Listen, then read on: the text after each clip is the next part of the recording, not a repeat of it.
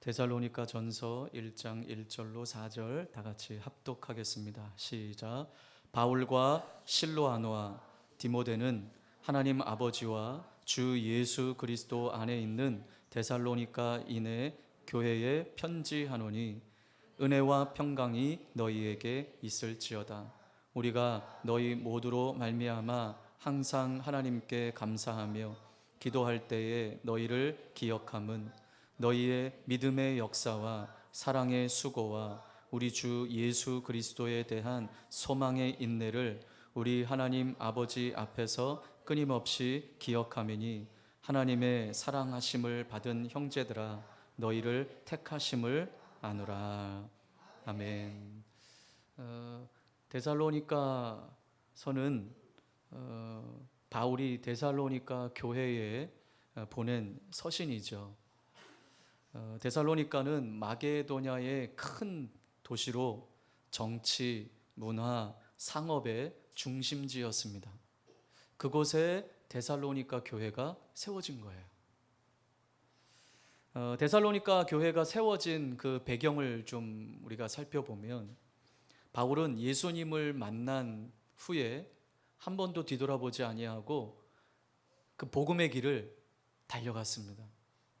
그의 일생을 복음을 전하는 일에 헌신했습니다. 1차, 2차, 3차에 걸쳐서 복음을 전도 여행을 떠났던 그 사도 바울, 우리의 삶을 우리는 익히 잘 알고 있죠.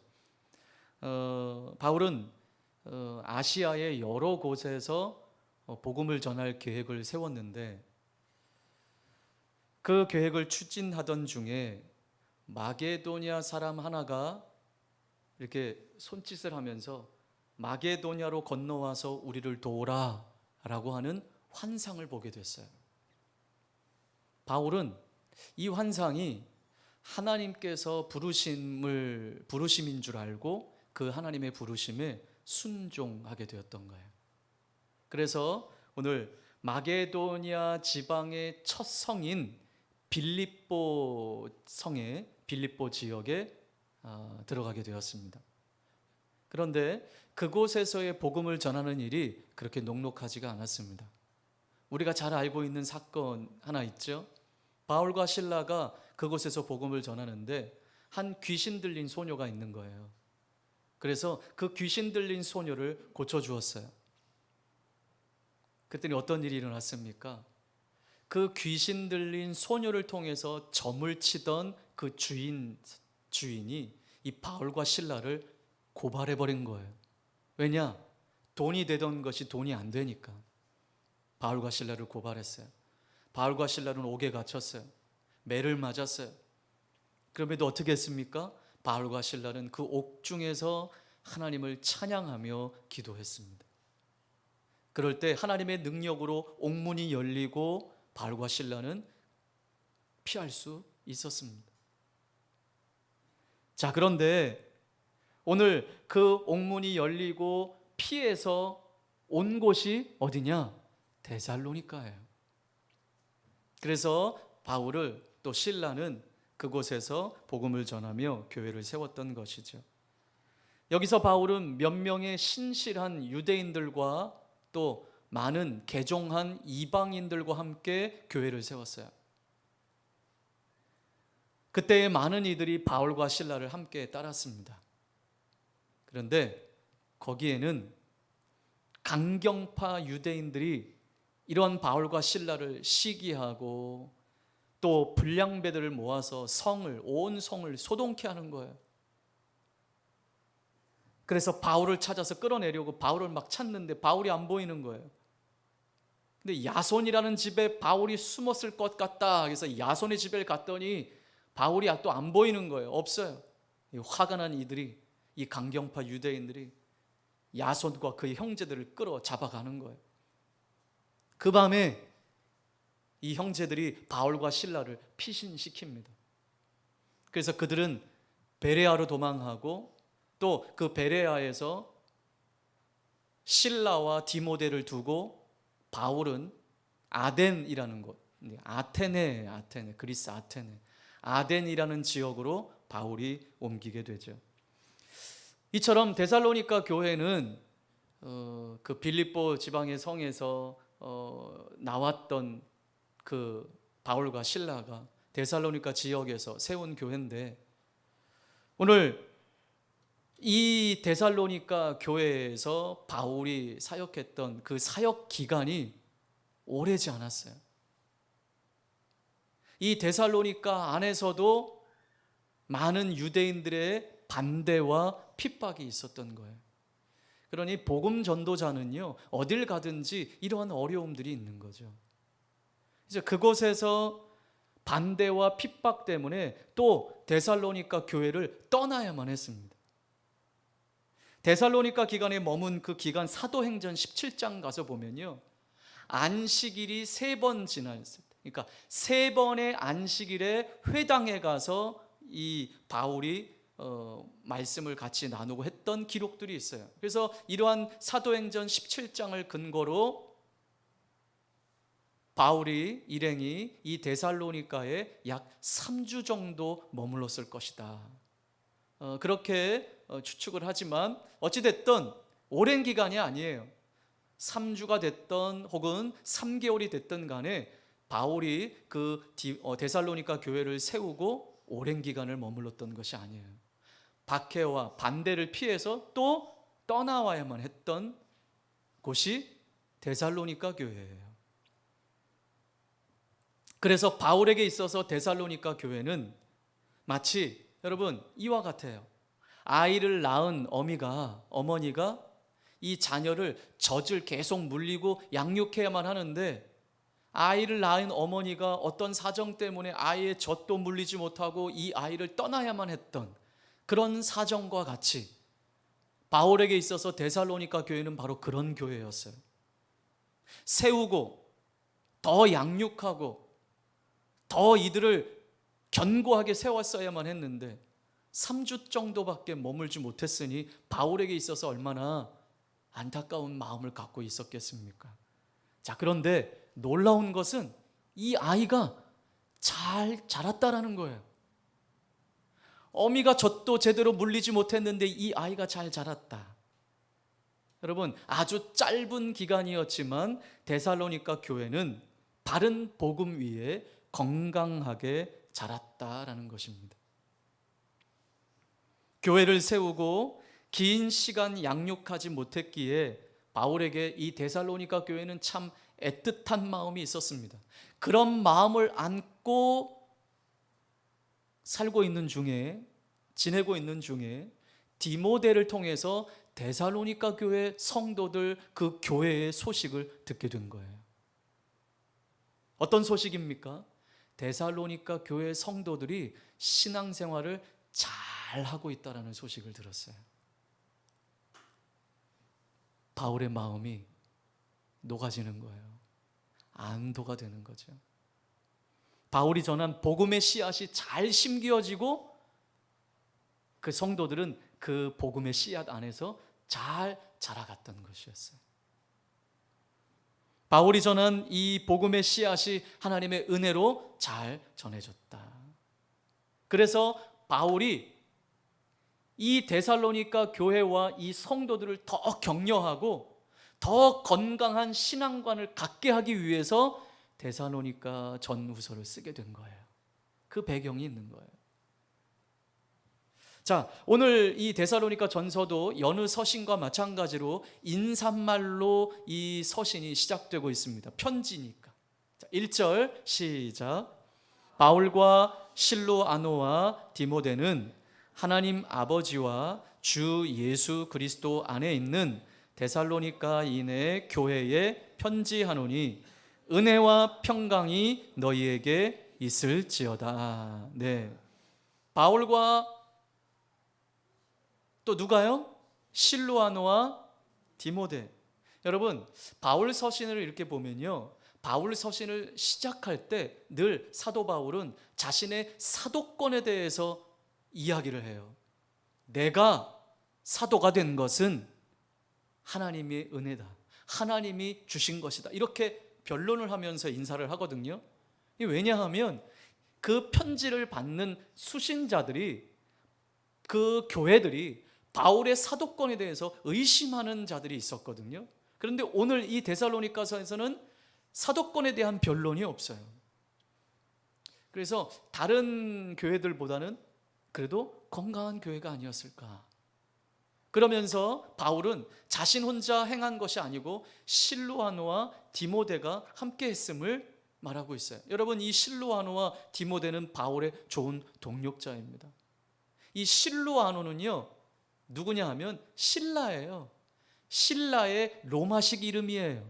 그래서 바울과 신라 아까 이야기했죠. 그 신라가 실루아노예요. 함께 어려움을 나누었던 동력자. 자, 그런데 오늘 이 바울의 문안 인사에서 한 가지 주목할 것이 하나 있어요. 자, 어떤 교회라고 오늘 바울이 이야기합니까? 하나님 아버지와 주 예수 그리스도 안에 있는 데살로니가인의 교회에 편지하노니 그랬어요. 어떤 교회예요?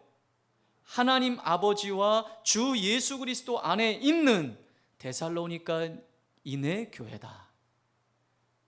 데살로니가 교회는 어떤 교회라는 거예요? 하나님 아버지와 그 아들 예수 그리스도로 말미암아 세워진 교회라는 거예요. 사람이 세운 교회가 아니에요. 그랬다면 바울이 자기를 자랑했을 거예요. 이 교회 내가 세운 거야. 어떤 목사님이 그런 이야기를 하더라고요. 어떤 목사님이 다른 교회에 설교를 하러 가셨어요. 근데 이제 설교를 하면 교회에서 어떻게 하나요? 뭐 여러분이 안 가보셨으니까 잘 모르시나요? 아니, 강사가 오면 어떻게 하죠? 뭐 인사도 하고, 뭐 말씀을 끝나면 식사 대접도 하고 그렇게 하잖아요. 근데 이제 교회가 꽤 큰 교회예요. 그러면서 한 장로님이 오시는 거예요. 장로님이 오셔서 인사하는데 또 그의 아들, 그러면서 우리 장로님은요, 우리 교회를 세우신 분이에요. 은연중에 하나님은 없어요. 예수님은 없어요. 자꾸 은연중에 내가 드러나요. 여러분, 내가 교회를 세우는 일에 공헌을 했던, 무슨 일을 했던, 여러분 그것으로 족하면 좋겠죠. 근데 항상 언제나 그런 것들이 드러나요. 그러나 바울은 자기를 드러내지 않았어요. 그리고 이 데살로니가 교회는 자신들을 드러내지 않았어요. 하나님 아버지와 예수 그리스도로 말미암아 세워진 교회라고 말하고 있어요. 여러분, 이것이 교회의 정체성이에요. 이것이 교회의 본질이에요.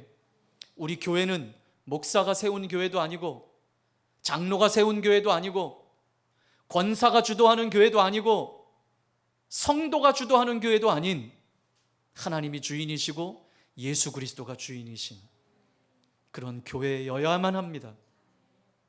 그래서 나는 이 교회에서 일 많이 한다, 나는 이렇게 일한다, 이것이 자랑거리가 될 수 없는 거예요.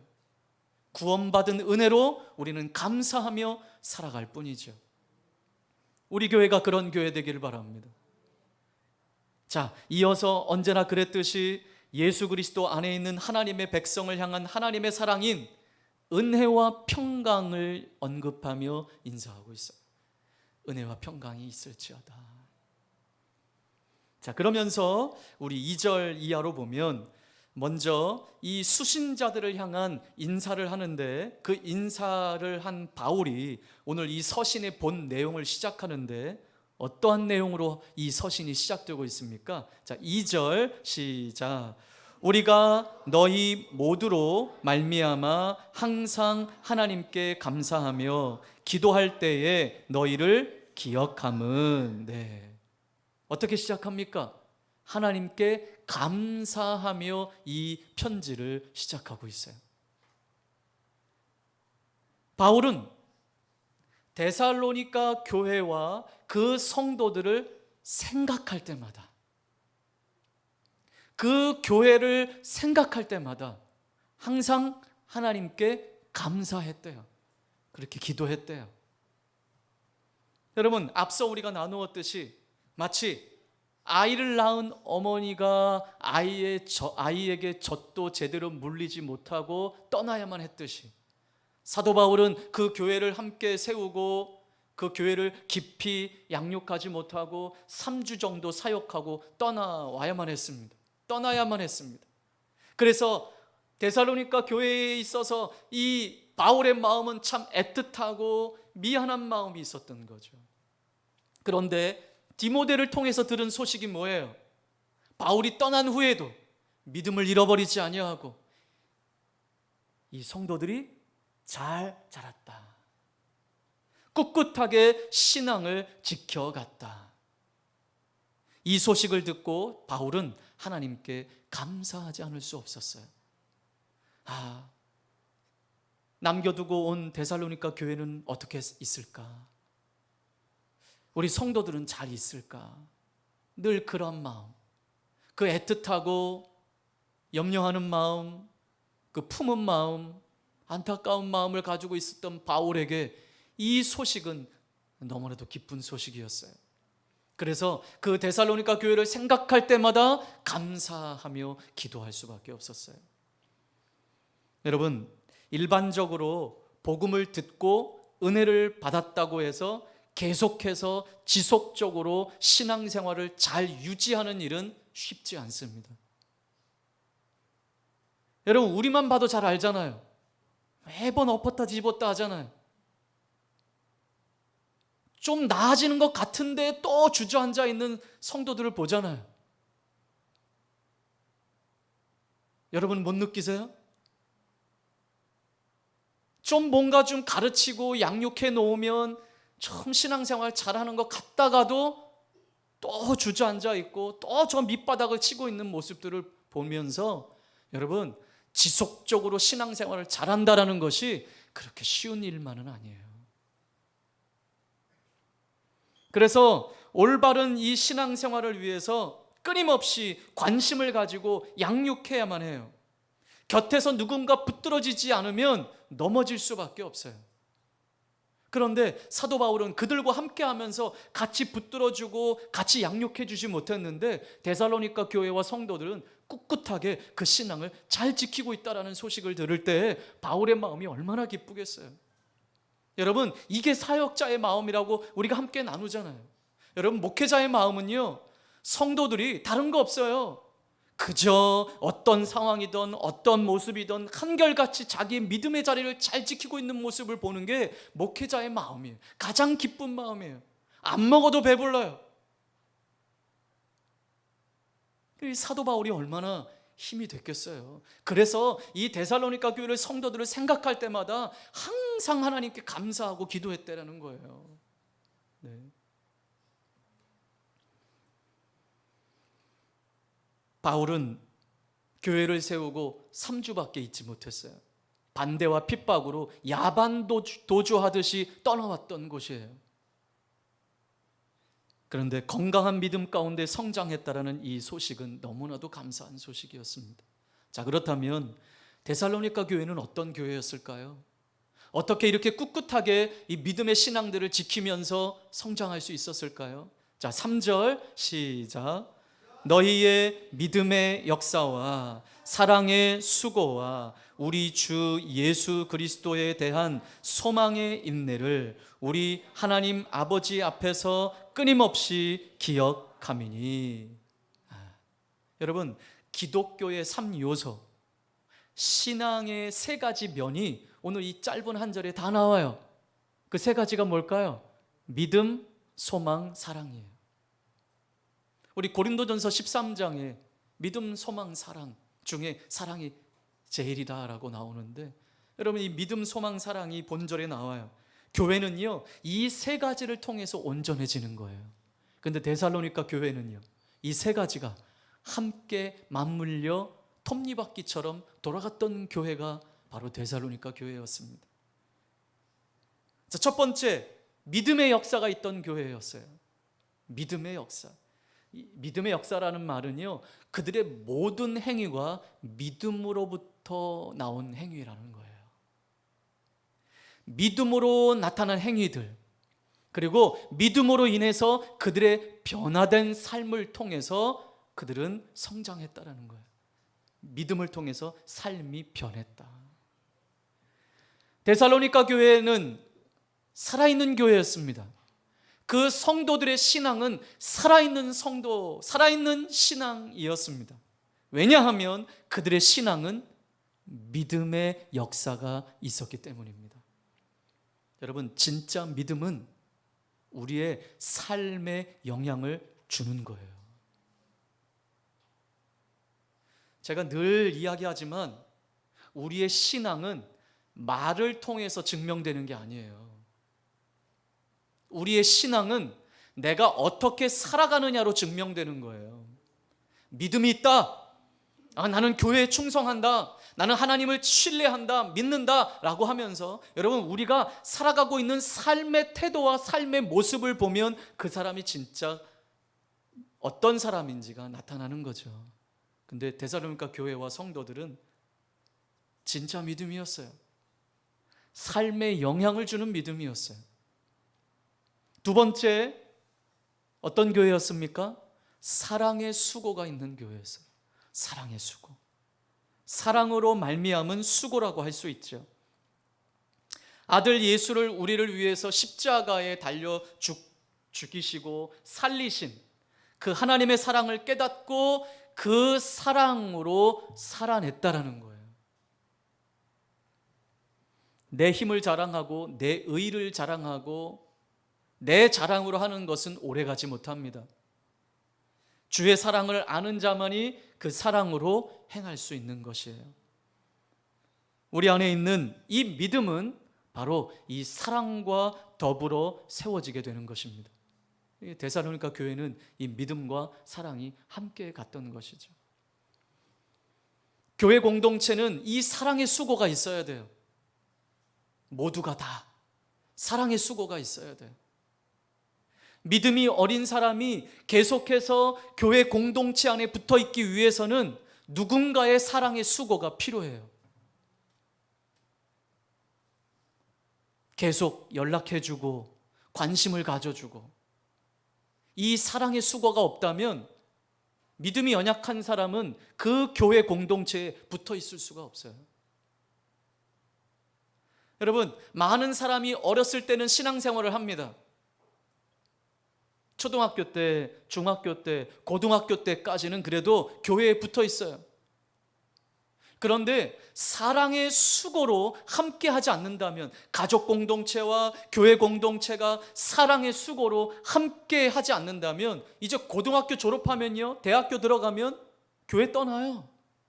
교회 안 나와요.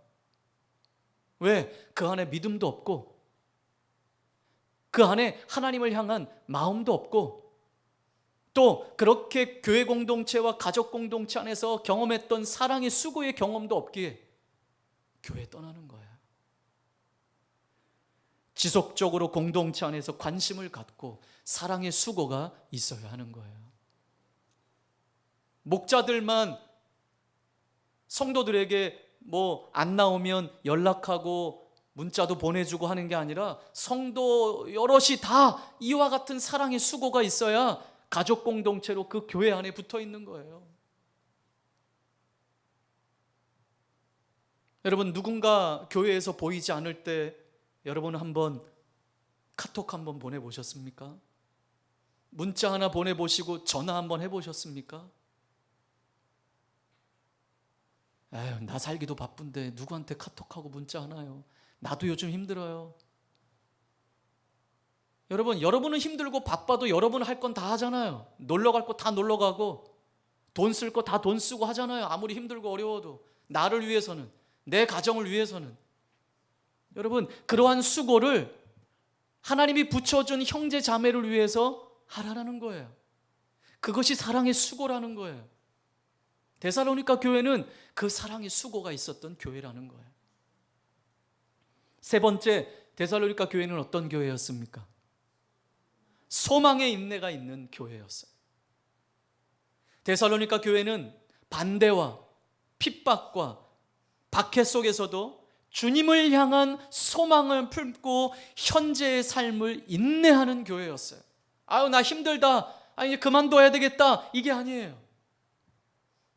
여러분, 힘들고 어려운 상황 속에서 아무런 소망도 없이 오늘 힘겨운 시간, 오늘이라는 시간을 그저 보내버리기만 한다면 얼마나 비참한 삶이겠습니까? 얼마나 그 삶이 힘겹겠습니까?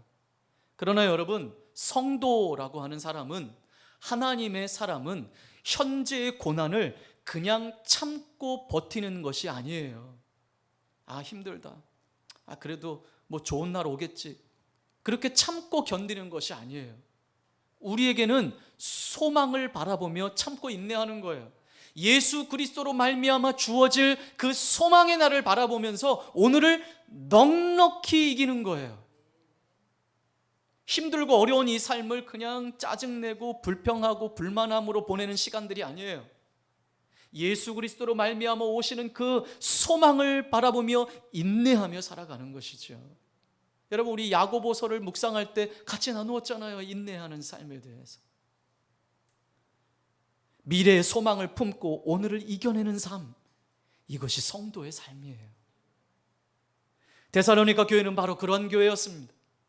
언제나 하나님을 신뢰하는 믿음으로 나온 모든 행위였습니다. 그들에게는 사랑의 수고가 있는 교회였어요. 지금 현재가 핍박과 박해와 반대 속에서도 미래로부터 주어지는 예수 그리스도로 말미암아 주어지는 소망을 품고 오늘을 견디고 이겨낸 교회였습니다. 이런 교회를 향해 오늘 바울은 마지막으로 이렇게 고백합니다. 4절 시작. 하나님의 사랑을 받은 형제들아, 너희를 택하심을 아노라. 아멘. 하나님의 사랑하심을 받은 형제들아, 너희를 택하심을 아노라. 이 말이 무슨 말입니까? 바울에게 있어서 데살로니가 교회 성도들은 하나님의 사랑을 받은 자들이라는 거예요. 야, 너희들 하나님을 신뢰하는 믿음으로 사는 모습을 보니까, 사랑의 수고가 있는 모습을 보니까, 미래의 소망함을 품고 오늘을 인내하는 삶을 사는 걸 보니까, 야, 그렇구나, 너희가 진짜 하나님께 택함받은 성도들이구나, 이 고백을 하고 있는 거예요. 다시 말해서 데살로니가 교회 성도들의 삶에 일어나고 있는 이러한 변화들이 무엇을 증거한다고요? 하나님이 그들을 택하셨다라는 증거라는 거예요. 그렇습니다. 여러분, 우리가 주일날 성경책을 끼고 교회에 온다라는 것을 통해서 하나님의 선택받은 것으로 증거되는 것이 아니라, 이 교회 밖을 나아가서 월요일부터 토요일까지 어떻게 살아나는가를 볼 때에, 그렇구나, 열매 맺는 교회 성도들은 하나님의 택하심을 받은 성도들이구나 라고 하는 것이라는 거죠. 사도 바울의 마지막에 이 고백이에요. 그렇구나, 데살로니가 교회 성도들의 삶을 보니까 정말 하나님이 택하신 성도들이구나. 그렇습니다. 하나님이 나를 택하셨고 그 택하심에 내가 순종하고 있다는 증거는 나의 삶 가운데 일어나고 있는 변화를 통해서 알 수 있습니다. 데살로니가 교회는 바로 그런 교회였습니다. 나에게 변화가 있습니까? 여러분에게 변화가 있습니까? 하나님 택함 받은 자녀로서의 변화가 있습니까? 참 많은 교회들이 있죠. 성도들의 숫자는 지금 줄어가고 있다고 그래요. 예전 같지 않아요, 교회도. 그러나 여전히 교회는 많고 여전히 성도들은 많아요. 자, 여러분, 매일 양식 오늘 거 보셨나요? 아직 안 보셨죠? 주일날은 잘 안 보시는 것 같아요. 제가 읽어드리려고요. 한번 읽어드릴게요. 잘 들으세요. 잘 아는 말이다. 선생은 있으나 스승은 없고, 학생은 있으나 제자가 없으며, 노인은 있는데 어른이 없다. 결혼은 했는데 부모가 없으며, 형과 동생도 있는데 형제는 없다. 한편 교회는 있으나 성전됨은 없고, 교인은 있으나 성도가 없다. 돈은 바치지만 헌물은 아니며 청소는 하지만 헌신이 아니니 어찌할꼬. 직분은 있으나 직무를 망각하고 축복은 받았으나 베풀 줄을 모르니 어찌할꼬. 구원은 받았다 하나 천국인의 모습이 아니며 영생을 가졌다지만 하루살이의 삶을 살고 있으니 어찌할꼬. 오늘도 예배는 드리지만 그저 주중의 일부 행사요 기독교인이라고 세상에다 말하지만 빛과 소금은 온데간데 없으니 어찌할꼬. 예수는 등에 업었다지만 주인은 자신이고 예수를 업고 내 마음대로 다니니 어찌할꼬. 세상은 썩어져 가는데 냄새를 맡질 못하고 종말을 준비한다지만 나온 배는 어찌할꼬. 회개해야 함을 깨닫고 무릎은 꿇지만 눈을 감으면 주님이 아니고 모니터가 보이고 주님의 음성이 들리기보다 운동장의 함성이 들리니 문제로다. 더욱이 기도할 때의 다짐이 눈을 뜨고 일어날 때 감쪽같이 잊어버리니 보통 일은 아니라. 오늘 말씀에 너무 맞는 말씀인 것 같아요. 맞아요. 오늘날 교회는 많아요. 그리고 성도들은 많아요. 근데 참된 교회와 참된 성도는 얼마나 찾을 수 있을까요? 우리 주님 이 땅에 다시 오실 때 정말 믿음을 찾을 수 있을까요? 저도 늘 여러분에게 고백하는 일이지만 늘 갈등 가운데 살아가요. 그냥 내버려 둬야 하나? 아니면 하나님의 말씀으로 계속해서 양육해서 올바른 길에 서게 해야 하나? 근데 여러분, 참 재미난 일은요, 자기가 지금 잘못 살고 있는 것을 알아요. 그래서 교회에 오면 왠지 불편한 마음들이 있어요. 그런데 잘못 사는 것은 아는데 그냥 내버려 두면 돌아오질 못하는 거예요. 거기에 목회자가 한마디를 던지죠. 그렇게 살지면 안 돼요. 다시 제자리에 서십시오 하면 알면서도 그 말이 부담이 되는 거예요. 그러니 교회를 떠나는 거예요. 자기가 잘못 사는 건 아는데 잘못 사는 걸 이야기하면 부담이 되어서 그 교회를 떠나는 거예요. 참 희한하죠? 그래서 목회를 하면서 이 마음 가운데 드는 딜레마가 그런 거예요. 잘못된 것을 보는데 잘못됐다고 말하지 못하는 이 입을 보면서 나도 진짜 목사가 맞는가? 아니, 우리 교회는 진짜 교회가 맞는가? 우리 교회 성도들은 진짜 성도들이 맞는가? 정말 천국 갈 성도들인가? 고민이 있어요. 참 많은 교회가 있지만 그러나 여러분, 완벽한 교회는 이 땅에 없어요. 그죠? 그럼에도 불구하고 완벽한 교회는 없지만 데살로니가 같은 교회는 있어요. 데살로니가 교회는 그래서 바울에게 잊을 수 없는 교회였어요. 그래서 그 교회를 생각하고 그 성도들을 생각할 때마다 하나님께 감사하며 기도하지 않을 수 없었어요.